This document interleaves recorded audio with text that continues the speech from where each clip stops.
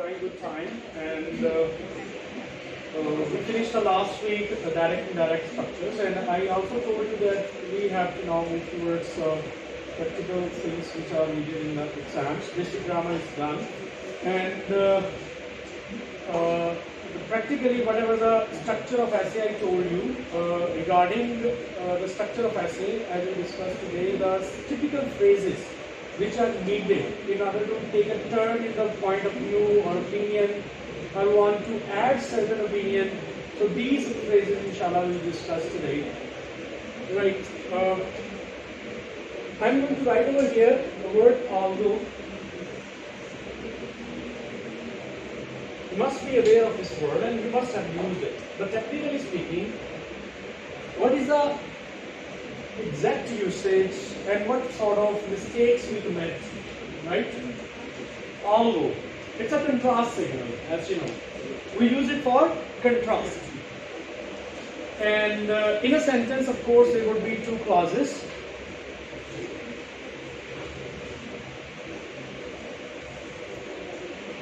And both the clauses will be opposite to each other, right? So I use the word clause.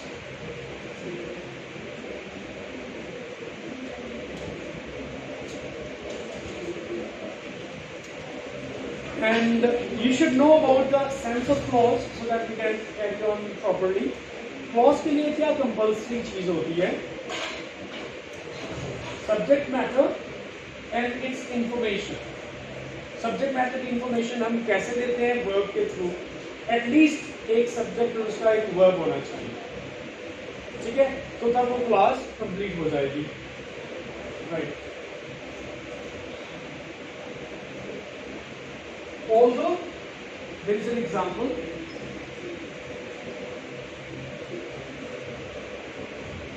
he is rich. That's a way which is presented. इसका contrast क्या होना चाहिए? Although he is rich, subject matter आ गया he और उसका at least वो मौजूद है, उसकी इंफॉर्मेशन हमारे पास है, एक क्लास यूज कर ली है. अब इसका कंट्रास्ट ही कुछ ना कुछ देना चाहिए ना. तो कंट्रास्ट देते हुए हम क्या करेंगे? कोई भी इंफॉर्मेशन दे दें. Although he is rich,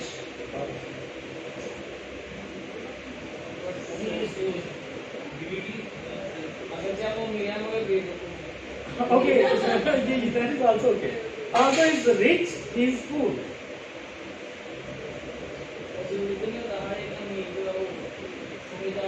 Yeah, it's a contrasting point, right? So, अच्छा, जो समझने वाली बात ये है कि अक्सर मैंने देखा है और लोग यूज करते हैं कि although के साथ but का यूज करते हैं, which is grammatically wrong. So what you are supposed to do over here, but although के साथ phrase में यूज नहीं होगा. जब भी आप although को sentence structures में यूज करेंगे, आप comma यूज करके फिर आगे. हाँ, although का portion हम बाद में भी यूज कर सकते हैं. You can say that he is full although he is rich. तो फिर दरम्यान में कॉमा भी नहीं आएगा क्योंकि जो कनेक्टर है वो दरम्यान में हम यूज कर रहे हैं. ठीक है? नहीं, बट कभी भी although के स्ट्रक्चर में यूज ही नहीं होगा. कॉमा कब आएगा? जब although वाली क्लॉज जो है पहले इस्तेमाल होगी और दूसरी क्लॉज बाद में होगी. इसका कोई कनेक्टर ही नहीं है. जो हम यूज करते हैं ना बट के साथ अलग कनेक्टर. हाँ जी, बट अच्छा, आप पूछ रहे हैं कि येट को कैसे हमने यूज करना है. ठीक है, येट को कैसे इसको यूज करेंगे? एक तो कंट्रास्ट सिग्नल हमने देख लिया although. Now we talk about yet and how to use it. मोस्टली हम येट को भी although के साथ मिला लेते हैं, जबकि येट although के ही मीनिंग में उसको मिलाना नहीं होगा हमने. तो हम कहेंगे येट को यूज करने के लिए he is rich yet he is full. हम yet को कहां पे यूज कर रहे हैं? In the centre over here, right? So don't try to attach although with any other connector. Yet has a contrast signal, it has a contrastive meaning, but it is used in the sense of fine in this way. Okay. अच्छा, एक और contrast signal जो हम use करते हैं वो है while.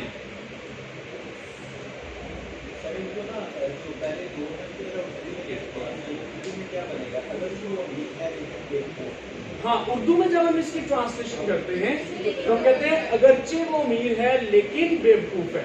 क्योंकि उर्दू में लेकिन लिखा होता है इसलिए हम वर्ड टू वर्ड ट्रांसलेशन करते हैं तो बट का यूज कर लेते हैं, जबकि आल्दो के साथ बट का यूज नहीं करेंगे इंग्लिश में.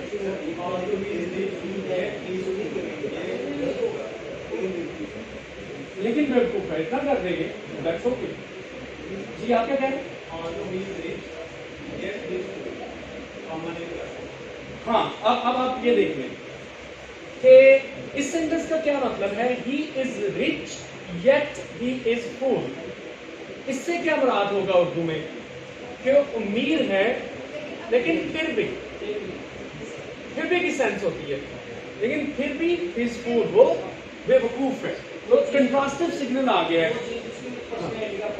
अब हमने देखा ये है कि आप कह रहे हैं कि इसको ऑल्दो के साथ हम यूज करें, इसको ऑल्दो के बगैर आपने यूज किया है. It is grammatically correct in the same way. ठीक है. अब इसको कंपल्सरी ना करें कि जेट के साथ हमेशा ऑल्दो ही लगना है. राइट. नाउ नेक्स्ट क्वेश्चन, अगर हम इसको ऑल्दो के साथ यूज करेंगे तो इसी स्ट्रक्चर को हमें ये देना पड़ेगा. वाइल की तरफ बाद में आते हैं. ऑल्दो ही इज रिच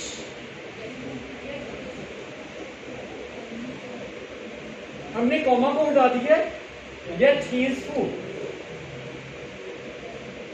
ये हमने कॉमा को हटा के येट लिखा है. फिर मैं कहूंगा कि येट का इधर मौजूद होना सिर्फ भी का मतलब पैदा कर रहा है, ऑल्दो के साथ कंपल्शन नहीं है. ठीक है. और जो बट का यूज है इधर but, बट, ये तो टोटली ही ग्रामेटिकली रॉन्ग. अगर आपने भी का मतलब पैदा करना है तो फिर आप जेट को यूज कर सकते हैं इन दिस वे. सो हमारे पास अब एक तो ऑल्दो का यूज आ गया, एक जेट का आ गया. अब थर्ड जो कंट्रास्ट सिग्नल है वो वाइल के साथ हम देखते हैं.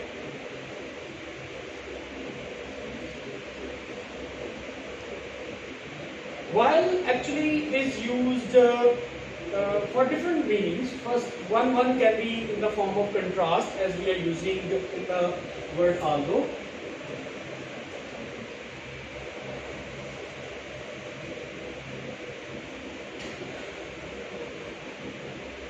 Right. So, while crossing through the river. I saw a lion, ठीक है, या I saw ट्री, जो भी है. लेकिन ये कंट्रास्ट तो नहीं है. ये क्या है? ड्यूरेशन.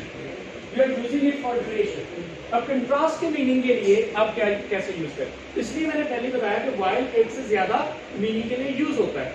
एक मीनिंग तो है इसका duration. While attending the class, I noted down every point. इसका मतलब है के दौरान, while attending the class, right? Okay. So while he was taking the notes,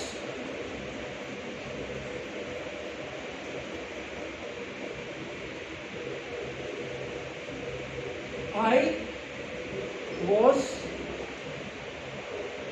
reading a book. It means both the actions are not same. There is a difference. और इसका ये मतलब नहीं है कि टोटली ऑपोजिट ही काम करना है, लेकिन डिफरेंस इसमें पैदा करना जरूरी है. अच्छा, आप कहेंगे कि ग्रामेटिकली ड्यूरेशन कैसे आएगी? ड्यूरेशन के लिए while को डैंगलिंग क्लास में रखना पड़ता है. अब डैंगलिंग क्लास क्या होती है? ऐसी क्लास जिसका सब्जेक्ट ना हो. ऐसी क्लास जिसका सब्जेक्ट ना हो उसको हम कहते हैं डैंगलिंग क्लास. अब ये सेंटेंस आप देखिए, while attending the class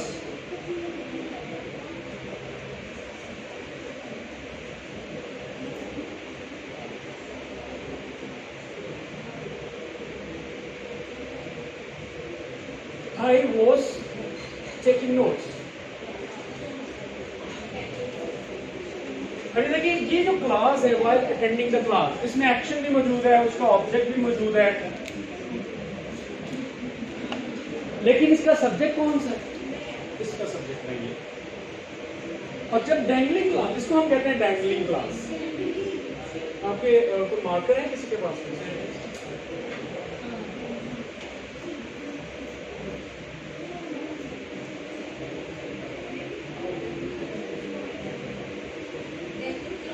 Dangling clause is a clause which does not have its subject. इसका सब्जेक्ट नहीं होगा, वो डैंगलिंग क्लॉज है अपने सब्जेक्ट के अलावा। इसकी शर्त ये होती है डैंगलिंग क्लॉज की कि अगर उस क्लॉज में सब्जेक्ट नहीं है तो ये जो काम का परफॉर्मर या इसका जो सब्जेक्ट मैटर है अगली क्लास के बिल्कुल शुरू में होना चाहिए। इसका मतलब है कि ये वाला सब्जेक्ट इस काम को भी करेगा और इसको भी करेगा, ये शर्त है। So that is called dangling clause. So dangling clause is used in this way. If there is no subject of any clause, action is also there, its object is also there, the next clause must start with the performer of the previous action. अगली class किससे शुरू होगी? पिछले sentence के पिछले class के performer से शुरू होगी अगली क्लास। तो उस वक्त while का कौन सा मीनिंग होगा? Not for contrast. This is the meaning for duration. So in the exact sense of during taking the class, I was taking notes.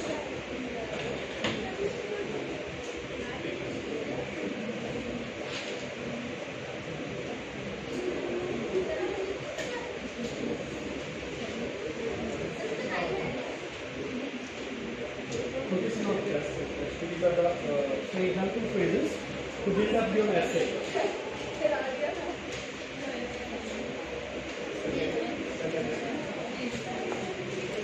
Yes.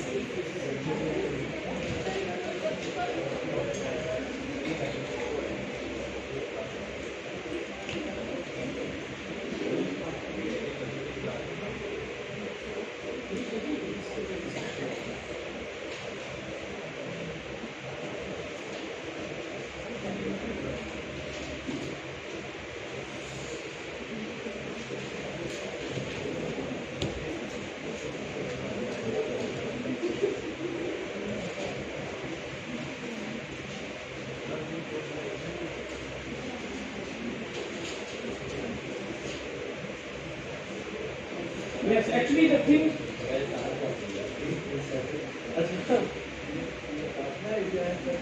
Yes. अच्छा, look at the last point. ये basically जो आपके point हम पढ़ रहे थे contrast के लिए कुछ फ्रेजेस लिखी हुई हैं। On the contrary, nonetheless, nonetheless,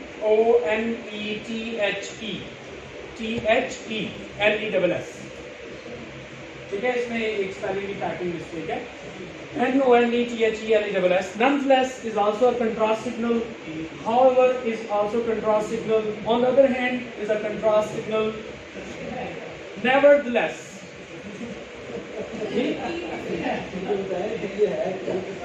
contrast signal में जब आप ऐसे में जब भी एक आइडिया देते हैं उसके ऑपोजिट आइडिया देना शुरू करेंगे तभी contrast signal। तो nevertheless, nevertheless, nevertheless, उसमें भी E मिसिंग है, just note down. Whereas is a contrast signal, while is a contrast signal, and although is a contrast signal. So whenever you want to give an opposite opinion, then you can use these phrases, right?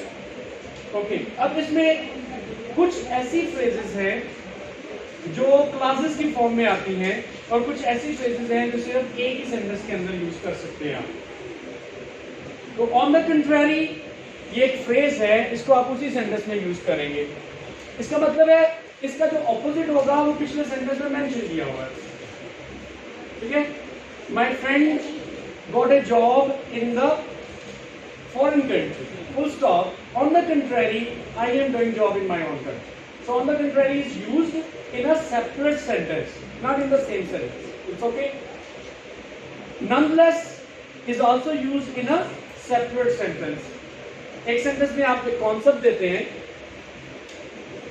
the current government is increasing the prices of each and everything, full stop. Nonetheless, the past government was vigilant in order to increase the price of a single item. So what happens? एक sentence आपने use किया, full stop use किया, फिर nonetheless लेके आप पिछले sentence को reject कर रहे हैं. However is also used in the same sense. तो आपने पहली फ्रेज दूसरी तीसरी उसी तरह. On the other hand is also used in a separate sentence, and nevertheless is also used in a separate sentence. अच्छा, जहां तक whereas, although और while का ताल्लुक है, ये तीनों जो एक्सप्रेशंस हैं इनके लिए हमें दो क्लासेस यूज करनी पड़ती हैं. You can underline the last three phrases over here. आपको दो क्लासेस यूज करनी पड़ेगी एक ही टर्म के लिए. अब although को यूज करके एक सब्जेक्ट एक वर्ब के साथ सेंटेंस कंप्लीट नहीं करें. ठीक हो गया. Similarly while, if it is used for contrast, इसकी एक क्लास होगी, इसका सब्जेक्ट होगा, इसका वर्ब होगा. ये डायरेक्टली क्लास नहीं है, ठीक है, कंट्रास्ट के लिए. फिर उसके बाद आप दूसरी क्लास यूज करेंगे कॉमा के साथ, right. whereas is also like that. ठीक है. whereas के लिए एक रूल आपको ये ज़हन में रखना होगा कि whereas is used in the center of the sentence. while को आप सेंटेंस के शुरू में भी यूज करते हैं, although को आप सेंटेंस के शुरू में भी यूज करते हैं, दरमियान में भी होते हैं, लेकिन whereas is not used in the beginning of sentence or contrast signal. तो जब मैं अगर whereas को यूज करूंगा तो although की प्लेसमेंट में नहीं यूज कर सकता. So whereas is used in the center. It means आप नया सेंटेंस तो नहीं बना रहे. It will be the connector between previous class and the next class. Is it right? Okay. तो ये contrast signals हो गए. There are so many essays in which you have to express your opinions, your views, your point of view. तो आपको ऐसे में personal होना होता है, जिसमें आप आइडियाज को अपने हाथ में रखते हैं, कंट्रोल में रखते हैं. तो उसके लिए आपको कुछ फ्रेजेस, जब आप किसी चीज़ को सपोर्ट करते हैं, उनकी ज़रूरत होती है. तो ये पहला जो टेबल आपके सामने बना हुआ है, ये वो वाले आइडियाज़ हैं जो आप यूज करेंगे for expressing your opinion. Just like I would argue that, वो जो भी ओपिनियन है, सपोज मैं कहता हूँ कि आपने इस चीज़ को साबित करना है कि democracy is the best form of government. ठीक है. जैसे मैंने आपको एक ऐसे के लिए टॉपिक दिया था कि democracy is the only solution. तो आप क्या कर रहे हो, उसके लिए आप इससे एग्री करते हो इस पॉइंट ऑफ व्यू से, तो क्या करोगे, I would argue that democracy is the best form of government and I would like to prove it with certain logics. So I firmly believe that. तो आपके पास expressions की shortage नहीं होनी चाहिए. अगर आप एक point of view express करते हो, I would argue that, तो एक बात आपको एक ऐसे में 4, 5, 7 दफा कहीं भी आपको एक आइडिया देना पड़ता है, उसको सपोर्ट करना होता है. तो उसके लिए एक दफा तो आपने एक फ्रेज यूज कर ली, I would argue that. तो बार बार तो नहीं आपको क्या would argue that, I would argue. इससे क्या होगा, आपकी वैरायटी ऑफ एक्सप्रेशंस नहीं रहेगी. तो इसके लिए ये पूरा टेबल है कि आप फर्स्ट देखेंगे I would argue that, उससे नीचे देखें I firmly believe that. Firmly means strongly. So you can use this phrase according to my point of view, as far as my mind is concerned, in my opinion, in my view, to my mind, it seems to me that I tend to think that. तो ये वो variety of expressions है जिससे आप अपने ऐसे को अपने कंट्रोल में रखेंगे और इसमें सब्जेक्टिव एनालिसिस कर सकते हैं. इसको पर्सनल लेवल पे जाके डिस्कस करेंगे. Now you can look at the second column of this table. In the second column you can सी, बाज़ दफ़ा इस तरह होता है कि आप अपनी ही बात को सपोर्ट करने के लिए पब्लिक का रेफरेंस यूज करते हैं. क्योंकि जो चीज़ वाइड स्प्रेड होती है इन सोसाइटी, वो भी हमारा एक स्ट्रेंथ होती है. तो उसको अगर आपने कोई ऐसा ओपिनियन देना है जो लोग भी बिलीव करते हैं, people argue that, mean it's common thing. जितने भी हमारे प्रोवर्ब्स हैं, ये यूनिवर्सल लॉज हैं, वो सारे के सारे पब्लिकली एक्सेप्टेड होते हैं, तो आप उसको इन अल्फाज में यूज करेंगे। Some people say that if you think कि एवरेज लोगों की आइडिया है तो उसमें सम पीपल थिंक और सम पीपल से दैट, तो it is generally accepted, it is just like people argue that, ठीक है। तो इसमें भी आपके पास एक से ज्यादा एक्सप्रेशन है। इट इज अंडरस्टूड दैट, ठीक है, जो कुछ भी आप कहना चाहते हैं और वो लोगों के हाँ भी उसी तरह ही एक्सेप्टेड है, यू कैन से it is understood that, is generally accepted that for my money, it's a expression which means in my point of view. अगर आप फॉर माई मनी कह रहे हैं, ये मनी से मुराद यहाँ पे कोई करेंसी नहीं है, बल्कि for my money means in my point of view. So money is here serving as your opinion. To me, similar like that. I presume, I think, I suppose, I reckon, I guess. इसमें variety of expressions है, सिर्फ जो भी आप use करना चाहें उसको choose करें और रिपीट ना करें फ्रेजेस को ओपिनियन एक्सप्रेस करते हुए। अब ये कुछ बात, अब हम किसी भी टर्म को यूज करते हैं, उस टर्म को एक्सप्लेन करना है। आप कहते हैं कि ये फ्ला टर्म है, जैसे रिसेशन है, आप रिसेशन का वर्ड यूज कर लेते हो, जैसे economic challenges of Pakistan recession है, या कुछ इस तरह की ब्रेन ड्रेन है। ब्रेन ड्रेन होता क्या, आपने एक ऐसा टर्म यूज की है तो उसको आप एक्सप्लेन करना चाहते हो, तो एक्सप्लेनेशन करने के लिए भी हमारे पास कुछ फ्रेजेस होनी चाहिए। तो आप ये कहोगे by this I mean that, by brain drain I mean that. तो एक पर्टिकुलर सेंटेंस में आपने ब्रेन ड्रेन का वर्ड यूज किया, वो एज अ टर्म यूज होती है, तो by brain drain what do you mean, तो वो आप एक्सप्रेस कर सकते हो। You can also say in other words, आपने एक सेंटेंस बोला, आप अभी लिखा, आप ये समझते हो कि इस सेंटेंस से शायद रीडर को मिसअंडरस्टैंडिंग या डबल मीनिंग निकल रहे होंगे, तो आप उसके बाद इन अदर वर्ड्स कह के उसी को आप सिंपल अंदाज में लिख सकते हैं। Here I am referring to और here I am not referring to। तो आप कह रहे हो कि जो मैंने ये बात की इससे मुराद ये थी, Here I am referring to this thing। तो वो नई बात है, अगला ओपिनियन आपने देना है। तो then you say this is to say that, इसका भी मतलब ये है कि जो कुछ कहा है इससे मुराद ये है। और आप ये कह लो Here I am referring to, this is to say that, तो इससे आपकी variety of expressions आ जाएगी। To be more precise, तो आप कहते हो कि अभी डिस्कशन मेरी इस पैराग्राफ में बहुत जनरल हो गई है, इसको मैं दोबारा स्पेसिफाई करता हूँ, एक टू द पॉइंट की तरफ लाता हूँ, एक एलिमेंट की तरफ लाता हूँ, तो आप कह सकते हो to be more precise. And as you know precise means exact to the point. Let me explain, this is also expression which is formal and you can use here I am not referring. जब आप समझते हो कि मेरा reader हो सकता है misunderstand कर रहा होगा, इससे ये जो डबल मीनिंग लग रहा है, here I'm not referring this thing, rather another thing is there.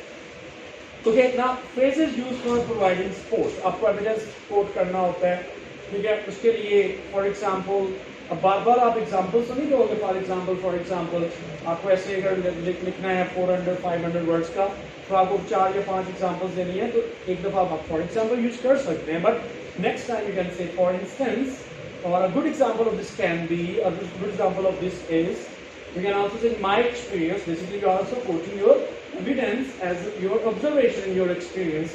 तो आप अपनी observation दे सकते हैं my experience कह के। If this is the case, तो ये एक तरह से हमारे पास एक स्ट्रक्चर है जिसको हम कंडीशनल सेंटेंस कहते हैं। तो if this is the case, this were the case, this were the case, और if this is the case, दोनों एक्सप्रेशन सिर्फ टाइम डिफरेंस के साथ हैं, और आपको पता होना चाहिए कि if this is the case basically future conditional है, और दूसरा if this were the case ये प्रेजेंट कंडीशनल है, ठीक है। आपने कोई ऐसा इवेंट जो भी फ्यूचर में होना है उसके बारे में आप वो केस, वो रेफरेंस दे रहे हो जिसके बारे में अभी एक्शन लेने हैं, और वो हमारे टॉपिक का हिस्सा है और आप उसे टैकल कर रहे हो, तो then you can say this is the case, and of course in the next clause you have to use future tense, will, can, may. और जब आप if this were the case use करोगे तो उसके अगले पार्ट में आप would, could use करोगे, विल, मे, कैन नहीं यूज करोगे, fine. So that is the case. Now you can see the second column of the table, Indeed is also used for stress. तो स्ट्रेस देने से हम अपने पॉइंट ऑफ व्यू को important बनाते हैं, सिग्निफिकेंट बनाते हैं, ताकि रीडर हमारी बात से कन्विंस हो। जो इम्फेक्टिक स्टाइल है,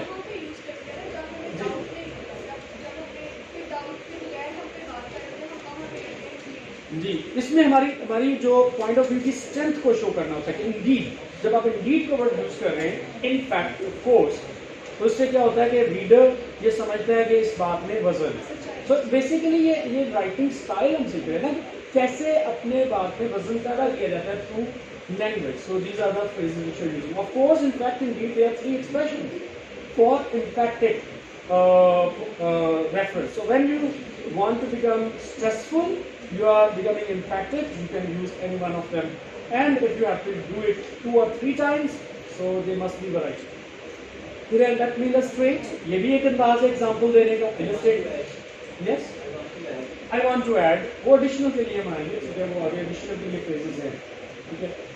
तो लेट मी, अच्छा, दूसरा चीज़ है कि आप फर्स्ट ये आप एक एंगल लेते हो और उसकी 2 या 3 एग्जांपल्स हैं या एलिमेंट्स हैं, तो आप उसको सिस्टमैटिक बना सकते हैं, firstly, secondly, thirdly, right, in this way you can also go on.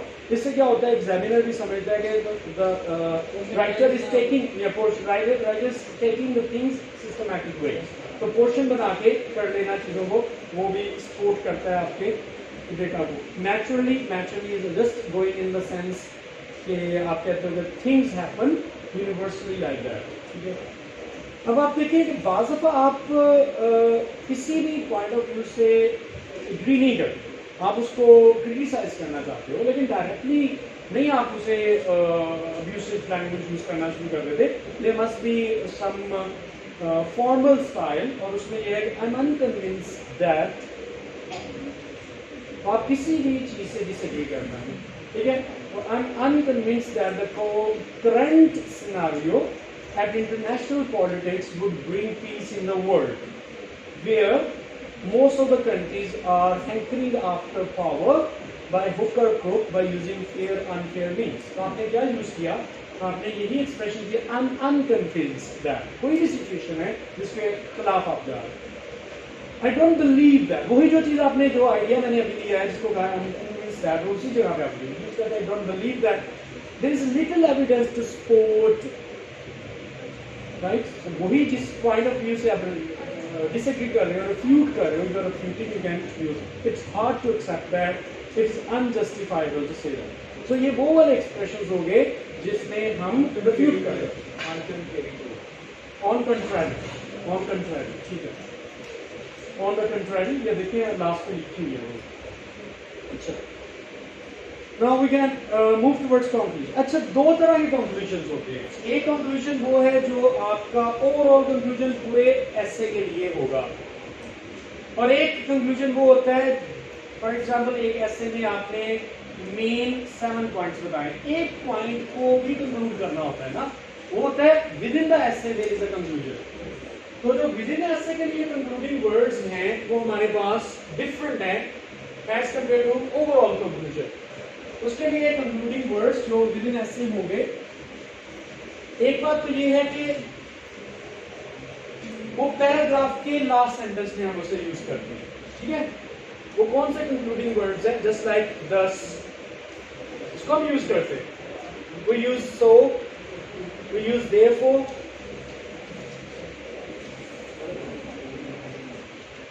right? So we use these words for the conclusion of points, not conclusion of whole essay. ये पैराग्राफ को जब आप कंक्लूडिंग पॉइंट में ला रहे हो, उस वक्त आपने ये यूज करना है। तो आपके जो पिछले ऐसे मैंने चेक किए थे, उसमें मैंने देखा था कि कोई 30-40% ऐसे लगता था कि अभी पैराग्राफ या तो मजीद बढ़ेगा या उस पैराग्राफ को कंक्लूड नहीं किया जा रहा, पैराग्राफ को ओपन छोड़ के अगली बात शुरू कर दी है। उसमें मैंने आगे पॉइंट्स लिखे भी थे, स्टूडेंट्स ने वो देखे होंगे।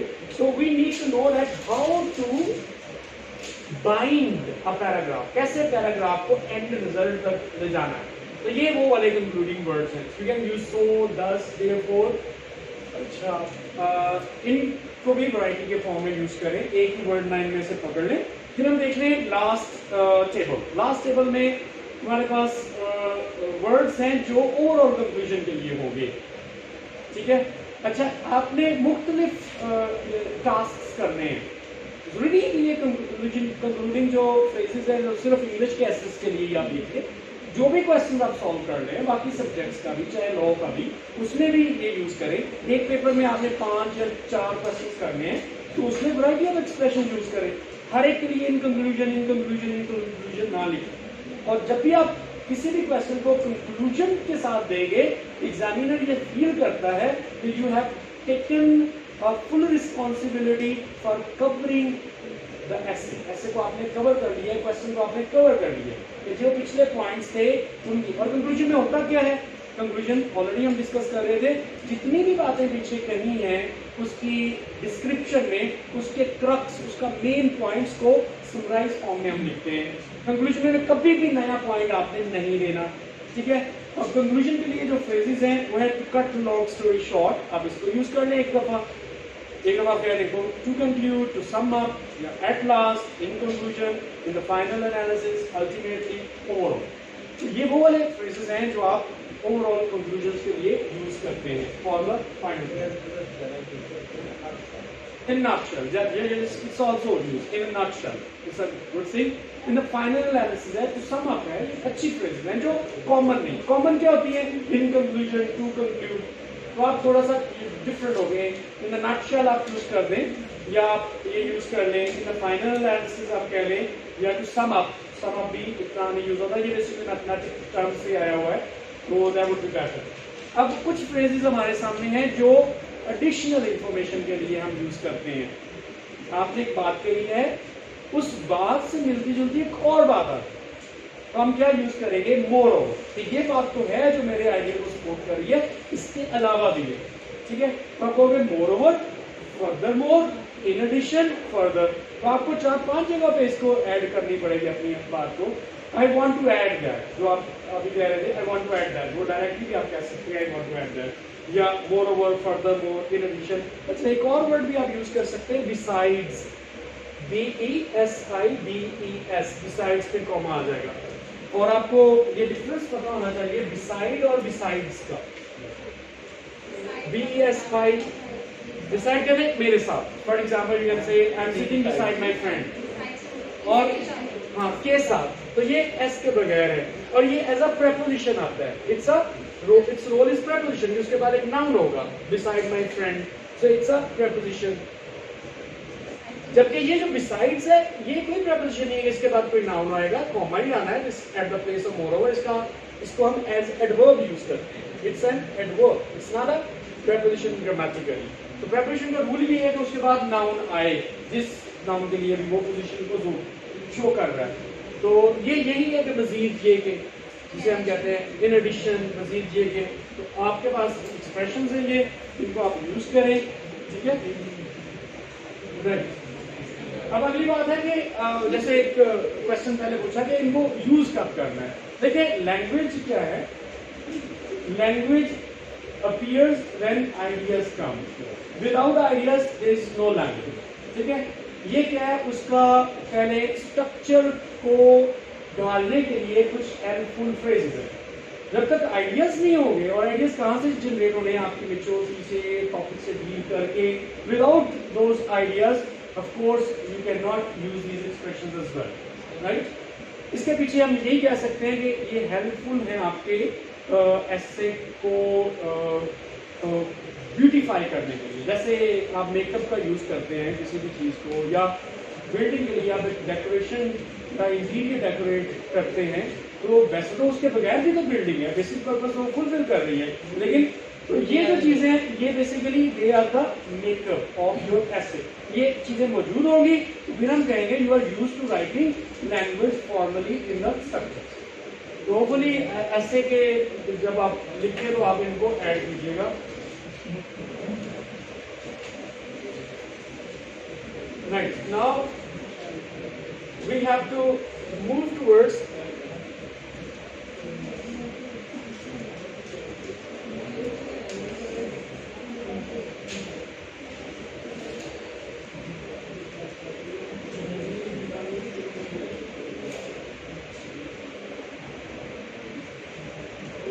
we've got conditional sentences. Conditional sentence वही होगा ना जिसमें हमने क्या पोज करना है, एक कंडीशन पोज करनी है, शर्त लगानी है, ठीक हो गया। और अगर शर्त लगाते हैं तो उसका रिजल्ट भी होता है। कंडीशनल सेंटेंस भी एक से ज्यादा क्लासेस में मौजूद होंगे। If you open your eyes of mind, then you can write. अच्छा, एक है if word, इसके अलावा भी कोई वर्ड्स होते हैं कंडीशनल के लिए? when भी होता है, whenever, the moment,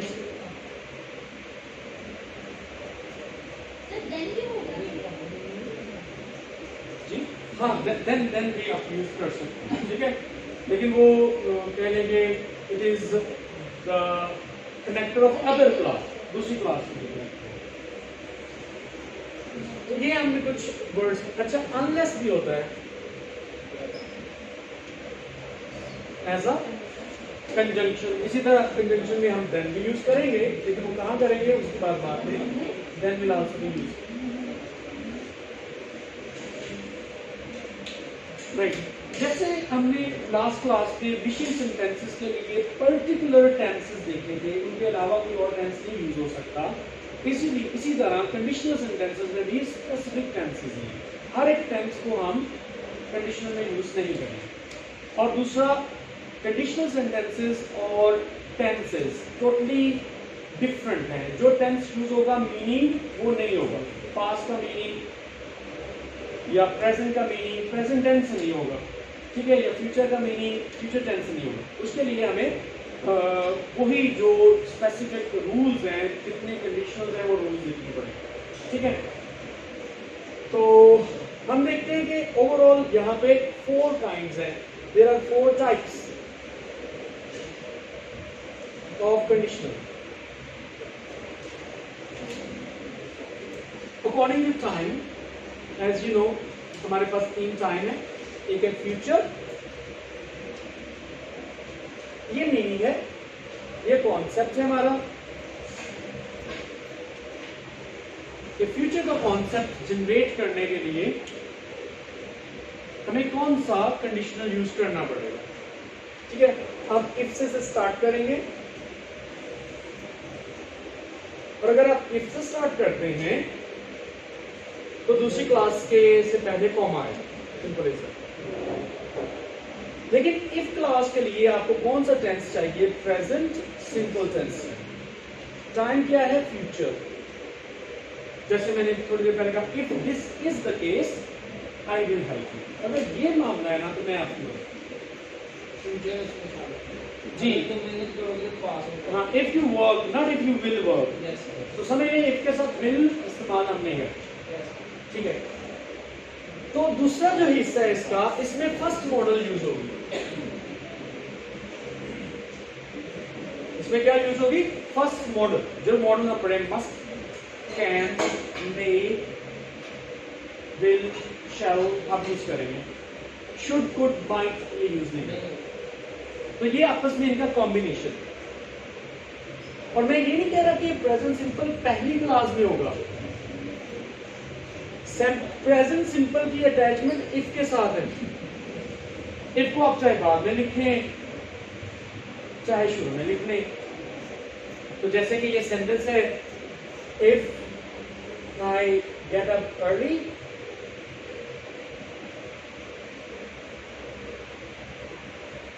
I will go for walk.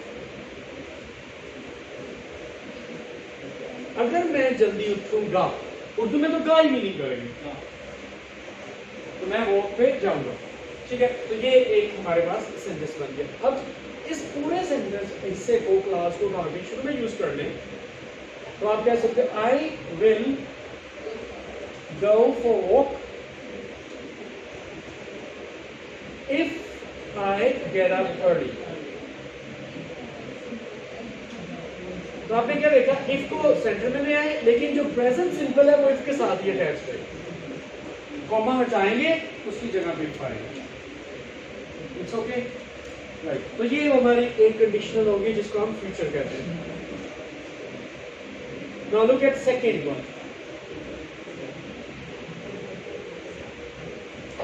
For present concept. Present का क्या मतलब, ये तो है कि अगर मैं जल्दी उठूंगा, प्रेजेंट क्या है, अगर मैं जल्दी उठता हूँ, it's in the present time, but grammar demands over here past simple.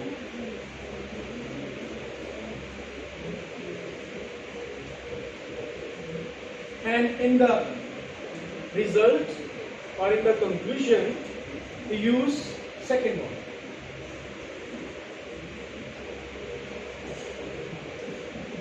That's the combination of them each other.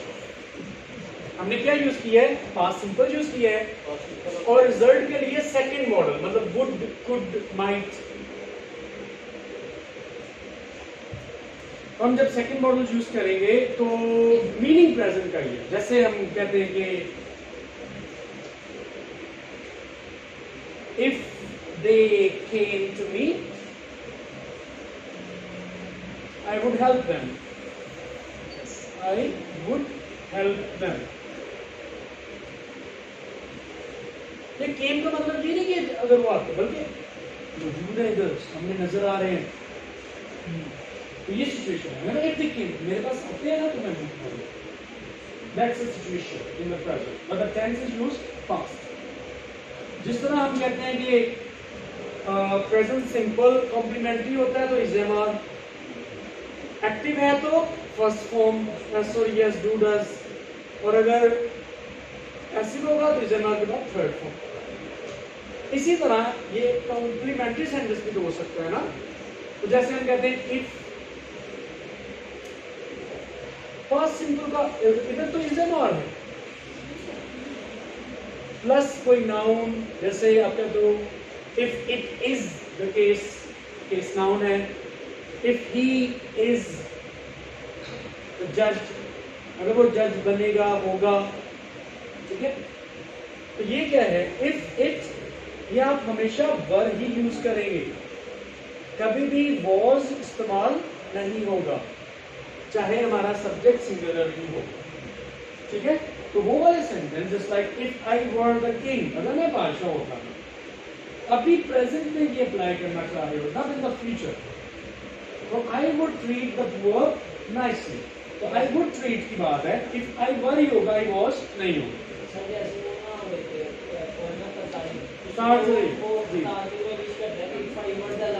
Yes, if I were the lord of Tartary, I would wear robe. हाँ, वो imagination. और वो कब present में उनको apply करना चाहते हैं, ये नहीं कि वो फ्यूचर में गेन करेगा, ठीक है ना.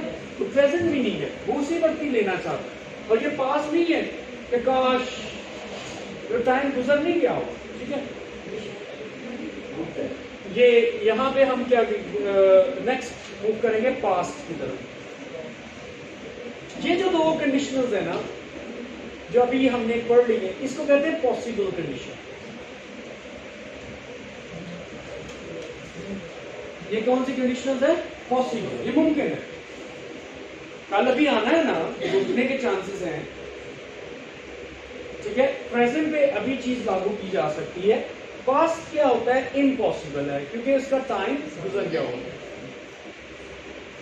That is impossible. तो ये काश वाली सेंस होती है, ठीक है. अब इसका टेंस वाइज क्या हमने यूज करना है, इफ वाले पोर्शन के साथ पास्ट परफेक्ट यूज करेंगे. पास्ट परफेक्ट, पास्ट परफेक्ट आपको पता है हैड वाला स्ट्रक्चर है, ठीक है. पास्ट परफेक्ट की जरूरत है. तो एक्टिव है तो हैड थर्ड फॉर्म, पैसिव है तो had been third form, right. So we use past perfect over here. उसके बाद हमने क्या करना है, सेकंड मॉडल ही यूज करेंगे, लेकिन सेकंड मॉडल के साथ हैव लास्ट भी आना है. और अगर एक्टिव है तो थर्ड फॉर्म फॉरन, अगर पैसिव है तो बीन थर्ड फॉर्म, ठीक है. इधर तो हैव नहीं आता था, इधर फॉरन ही हमने वर्ब लगाना होता है. सो you can use third form if it is active, been or third form passive अगर होगा, सिचुएशन ही है ना. तो आप कहते हो कि if the thief had been caught, अगर चोर पकड़ा जाता, इसका मतलब चोर निकल गया था, पास्ट की बात है. यस्टरडे की बात हो रही है, प्रीवियस टाइम की हो रही है, तो मौका था पकड़ने का लेकिन नहीं पकड़ा गया, इसका मतलब हम पछता रहे हैं। इसमें नेगेटिव सेंस ही होती है क्योंकि हुआ ही नहीं काम। तो ये रिग्रेट की सेंस होती है जो इम्पॉसिबल है। अगर चोर पकड़ा जाता तो पैसे देना sentence, if the thief had been caught, या एक्टिव बनाना है तो हम कहेंगे if the police had caught the thief. Police पकड़ना है, वो परफॉर्मर है, तो दोनों में से जो मर्जी आप यूज करें, एक्टिव पैसिव आपके पास। If the thief had been caught, it या he would have been sent to jail, दोनों ही पैसिव में। वुड हैव के साथ हैव लगाना ही लगाना है। फिर आगे देखते हैं कि पैसिव है तो बी लगा के फिर फॉर्म, एक्टिव है तो डायरेक्टली। तो आप कहते हो if the thief had been caught the जज would have issued decree against him. ठीक है, तो वुड किसने इशू कर दी है? जज ने। एक्टिव होगा तो would have issued, so that is the use. Hopefully it's clear. So आप एक्टिव पैसिव को मैनेज कर लीजिएगा, लेकिन सेंस ध्यान में रखें कि पास्ट परफेक्ट इधर होना है इस्तेमाल। तुम्हारा एक सेंटेंस है, if I had attended the party, I would have enjoyed it. दोनों ही एक्टिव सेंटेंसेस हैं। अगर मैंने पार्टी अटेंड की होती तो मैं इसे एंजॉय कर लेता, और पार्टी क्या है? गुजर गई हुई है। Therefore, it is impossible and it's a matter of regret. Hopefully it's clear to you. These are the three types we have studied up till now. Meaning भी आपने देख लिया, ये impossible है, regret है, time is gone. These two are possible. This is possible in the present time. This is possible in the future time. तो ये हमारे पास रूल्स है। अभी तीन हमने देखे, एक रहता है। आगे मूव करने से पहले फिर मैं आपको बता दूं कि ये जो टेंस की कैद हम लगा रहे हैं, इसके साथ ही पास्ट सिंपल रहना है, चाहे वो बाद में भी आ जाए। मैं इसे शिफ्ट कर सकता हूँ, I would help them if they came to me. चाहे उसे बाद, ये नहीं ध्यान में रखना कि पहले वाले हिस्से के साथ प्रेजेंट सिंपल पास्ट सिंपल है, बल्कि इफ के साथ वो अटैच है। राइट। दूसरी चीज, ये जो थर्ड हमने कंडीशनल पढ़ी है ना, इसको बनाने का एक और तरीका भी है। वो तरीका क्या है? हम क्या करते हैं, गौर से सुन लें। इफ को हटा दें, इस हैड को सेंटेंस के शुरू में ले जाए, हैड का एच बड़ा हो जाएगा। Had I attended the party I would have enjoyed it. ये क्वेश्चन नहीं है। अगेन अंडरस्टैंड, ये इफ को हटा दें, इफ की जगह पे क्या यूज कर ले? हैड को। ये तरीकाकार सिर्फ थर्ड कंडीशनल के लिए होगा, इन दोनों के लिए नहीं। इसके भी helping verb of the line no. हमने हैड को हटाना है, इफ की जगह पे लिख देना है, that's it. And that is also conditional in the same meaning, अगर पछतावे वाला। It's not a question. हम क्या यूज कर सकते हैं? Had I attended the party I would have enjoyed it.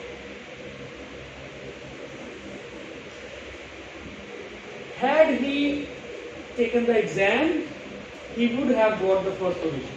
अगर वो एग्जाम में अपीयर होता, एक एग्जाम, तो पहली पोजीशन ले लेता। इसका मतलब एग्जाम खत्म हो गया है, कंडक्ट हो गया है, उसने हिस्सा नहीं लिया था। तो दैट इज द केस। तो आप क्या यूज कर सकते हो? हैड को इफ की जगह पे लिख सकते हो, दोबारा हैड नहीं आएगा। हाँ, मतलब वो काम गॉन, बिल्कुल परफेक्टनेस। तो इसको मिटा दूं ताकि फोर्थ टाइप आपको बता दूं।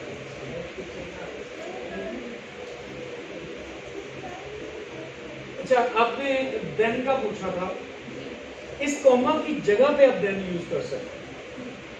ठीक है, कॉमा के साथ नहीं, या कॉमा को हटाएंगे फिर देन यूज करेंगे, अगर देन नहीं है फिर कॉमा ना लगाए तो अच्छा है।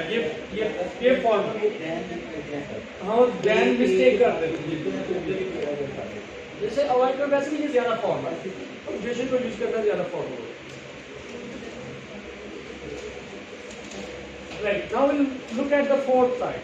फोर्थ टाइप क्या है? फोर्थ टाइप बेसिकली ये कंडीशनल रूटीन कंडीशनल, बस ये खत्म करो। रूटीन कंडीशन, रूटीन क्या है कि अब मैं जब कहता हूँ जब भी मैं अपने दोस्त को बुलाता हूँ उसे चाय पेश करता हूँ, इसका मतलब है ना ये पास्ट है ना प्रेजेंट ना फ्यूचर, ये मेरी रूटीन है, हैबिट है, रूटीन है।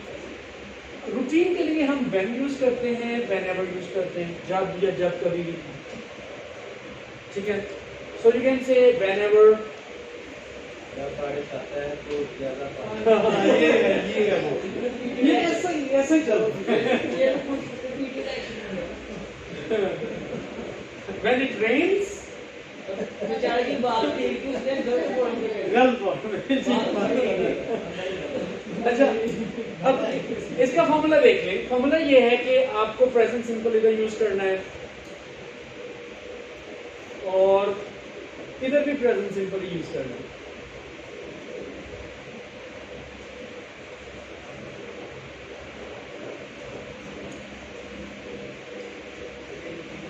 ये रूटीन कंडीशनल है। इसका मतलब जब भी, whenever I see a snake, जब भी मैं शाम को देखता हूँ I cry, मैं चीख मारता हूँ, I become happy. Whenever I win the case, I become happy. So whenever, जब भी मैं केस जीतता हूँ I become happy. सही है ना? So that is the case. Whenever I win the case, I become happy.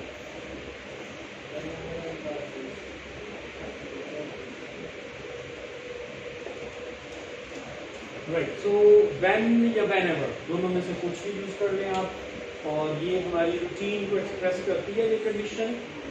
अच्छा, फिर हमने इसको भी यूज कर लिया। जिस जगह पे आप इफ लगाते हो उस जगह पे द मोमेंट भी आप यूज कर सकते हो। The moment you reach home I will call you.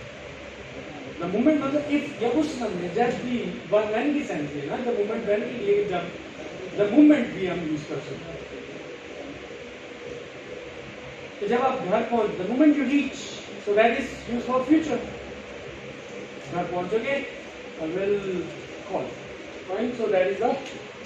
अच्छा, जहाँ तक ये unless, ये आज दफा कंफ्यूजिंग होता है स्टूडेंट्स के लिए। क्यों कंफ्यूजिंग होता है?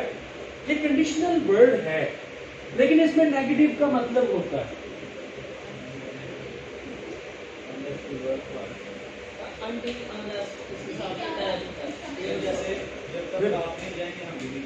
हाँ, unless I finish the lesson you cannot go.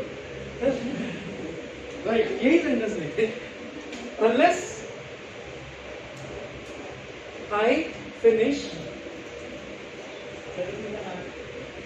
the lesson, you can't go.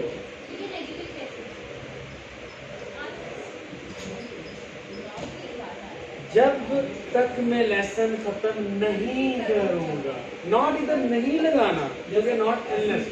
तो एंड वाले अनलेस वाले हिस्से को आपने पॉजिटिव रखना है। बस स्टूडेंट्स में कंफ्यूज हो जाते हैं, और दूसरे हिस्से को आपने नेगेटिव।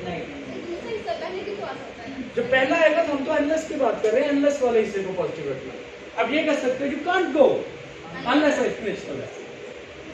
ये तो वो इक्वल ही पार्ट है ना, मैं इसको बाद में ले जाऊँ। और ये सब कंडीशनल में, फर्स्ट कंडीशनल में भी यूज होगा। ये फर्स्ट कंडीशन यूज कर रहा हूँ, फ्यूचर है।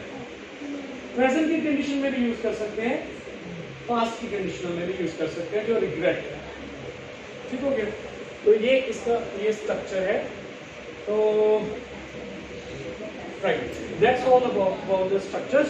इंशाल्लाह tomorrow will have lessons on punctuation. ठीक है, पंक्चुएशन जो आपके मेरे ख्याल 15 या 20 नंबर का क्वेश्चन आता है, वो उसको हम इंशाल्लाह डिटेल में डिस्कस करेंगे, स्पेशली जो उसके सेमी कॉलर्स, कॉलर्स और comma words. Informative question mark तो हर एक को ही आता है, फुल स्टॉप के थोड़े से यूसेजेस हैं, कैपिटल लेटर्स कहाँ लिखने वो, लेकिन ज्यादा टेक्निकल क्या चीज है, कॉलन, सेमी कॉलन, कॉमा।